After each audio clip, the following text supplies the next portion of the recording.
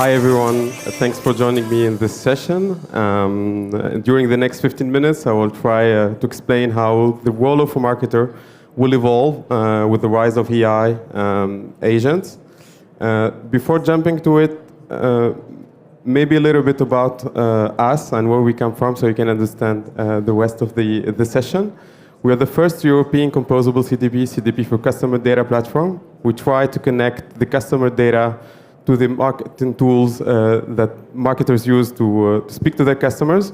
We help large brands like Celio, L'Equipe, leverage their customer data, enrich it with intelligence, and then create lasting relationships with their customers. We serve them from two offices.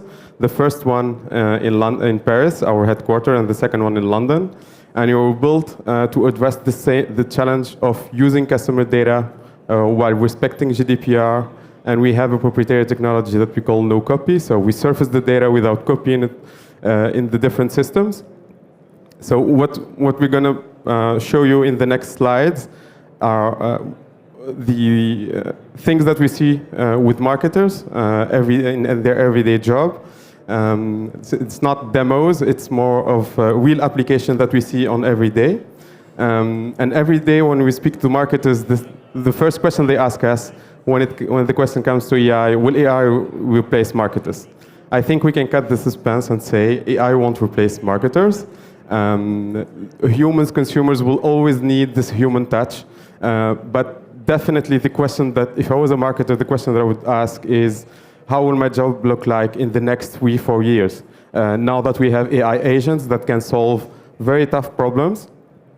And to start answering this question, maybe looking at the maturity framework from Gartner. I'm not the biggest fan of Gartner, but I like this framework. What we see right now is AI assistance for every application. It's the chatbots that you see. It's the way that you interact with ChatGPT, with Gemini. So they try to assist the marketer in its workflow. The next one are task-specific agent applications. So for example, asking an agent what is the best audience to address for this goal. In 2027, we'll start to see collaborative AI agents within different applications that will try to solve a global process. So for example, you will have an agent that will try to identify the right audience, the next one, the right offer to push on which channel. So those agents will try to collaborate in order to help the marketer achieve a global process.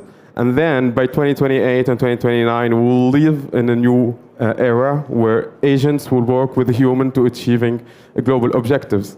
So if we try to put this framework on the marketer process, we'll see 3 major applications. The first one that's mainly used today is assisted workflows.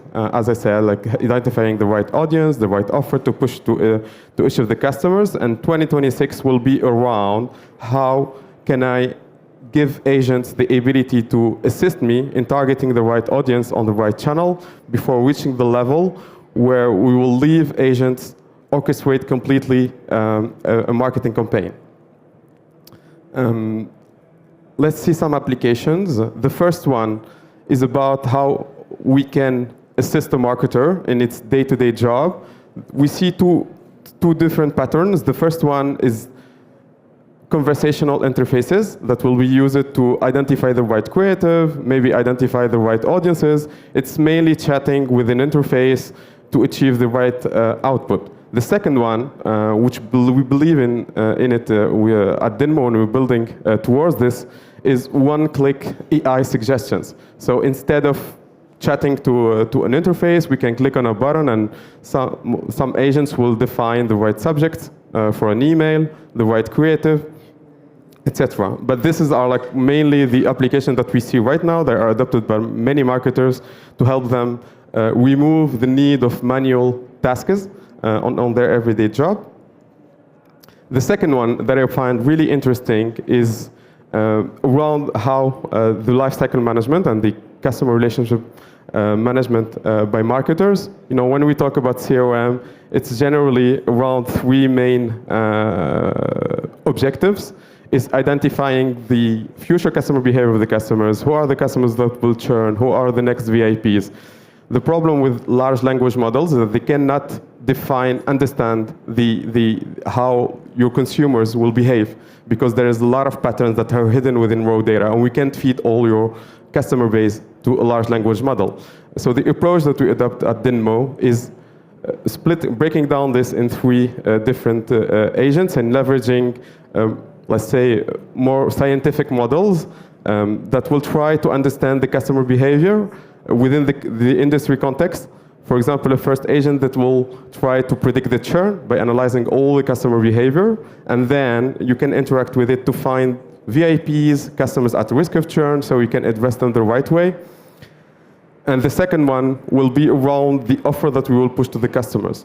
You know, like when you have like a lot of customer behavior, a lot of products that you're launching, even if you have an LLM that can have a lot of context, he can't understand how customers' behaviors and what are the products that relate to each other. So having a mono agent that will produce this by surfacing all the data is really interesting. For example, let's say if you want to send a message to customers, knowing that they will be interested in this product will increase their propensity to buy or make the outcome that is expected by the customer.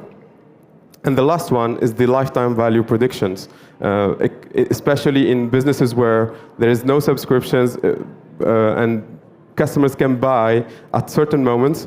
Understanding the ones that will generate the most of lifetime value can really be interesting. So here we have those three agents that will surface all the data, that will create some outputs that then can be fed to other agents that can work together, surfacing those outputs from mono agents to decide how to personalize the experience of the customers at scale.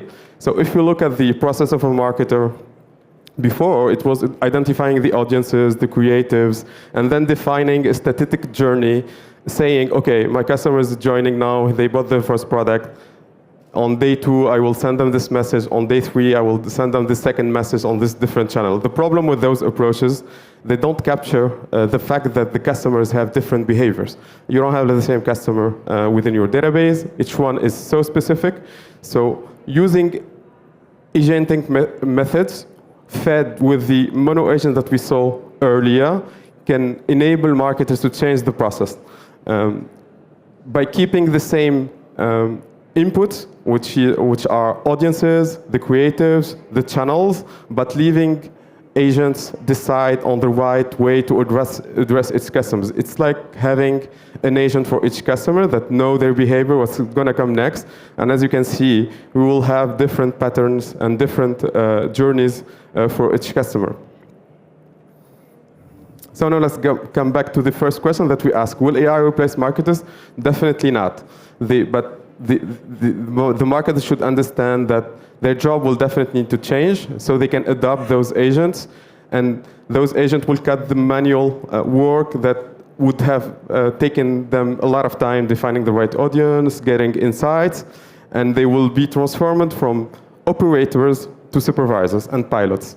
Historically, we had, for example, CRM manager that we hire because they are experts of Salesforce Marketing Cloud or Adobe Campaign. In the future, and we're seeing this transformation right now, is we will have marketers that will think differently on of the problem. They will define guardrails, how much can we talk to customers in a certain period, what is the goal for my company, is it reducing churn, is it creating more upsell and cross-sell, and then train those agents and understanding the outputs of those agents without needing to be the operator and the expert of a certain solution, which is definitely a change in the mindset and the way marketers will need to look at their job in the next 2-3 years. And this is why we built Dinmo as an AI enabler for empowered marketers. So we try to solve the toughest problems in customer lifecycle management. We try to identify those mono problems, who are the customers that will churn, what are the products that we need to give to each customers, and we prepare this data so it can be fed to the different tools, not only to humans, but also to agents, so they can produce the right outcome. And how we do this? We connect to the source of the data. We don't copy the data, we connect to your Snowflake, to your Google BigQuery or Databricks, so we have an understanding of all the data that describes the customer lifecycle, and then we try to transform this into a knowledge that is a customer knowledge, so we simplify this for agents, but we also try to identify some knowledge about the industry. Agents, generally, they don't understand the context of the company, the specific context of the industry, so we try to model this and put it within a proprietary, what we call knowledge store, so we can simplify the task for the agents. Then we add another layer of decisionings that will, you have those mono AI agents that will try to solve those problems with methods like reinforcement learning, so they will learn and they will adapt to the change of the behavior of your customers. They will give insights, they will push recommendations to the customers. And then the last part, which is definitely important, it's not AI, but the ability to give this to marketers so they can understand it and then connect it to the tools that they use on every day. And this approach, we believe, is the right approach because it's IT approved, so the data will always be in the same place in the data lake of the company. And the marketing team will be empowered with the kind of insights that they will need, the kind of outputs that they will need, so they can operate the customer lifecycle management and evolve it to adapt to the newest behaviors. And this way, we have an amplified value on all the tools that will be used. And if you look at some of the examples that we have right now and deployed within our customers' environments, we have those Dinmo purpose-built AI agents that will be fed with the knowledge store that we spoke about earlier. We have specific agents that were built to solve different problems, like the churn, lifetime value, the products, the challenge, the next best action, and that will give this output for any marketer to solve the question, what is the next best action for each customers? And those outputs will be updated with each time that the customer makes a new action, a new event, and then they will be synced to the different tools that marketers use every day to speak to their customers.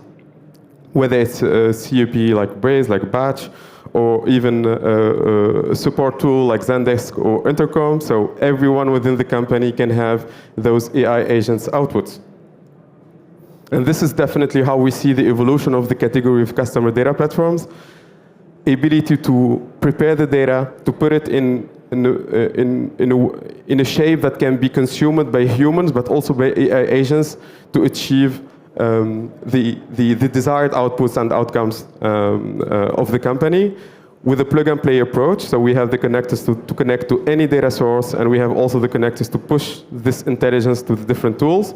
We do no copy of the data, so we leave it within its source, and we give full autonomy, and we believe that marketers need to have the tools that will enable them to capture those AI outputs without replacing them.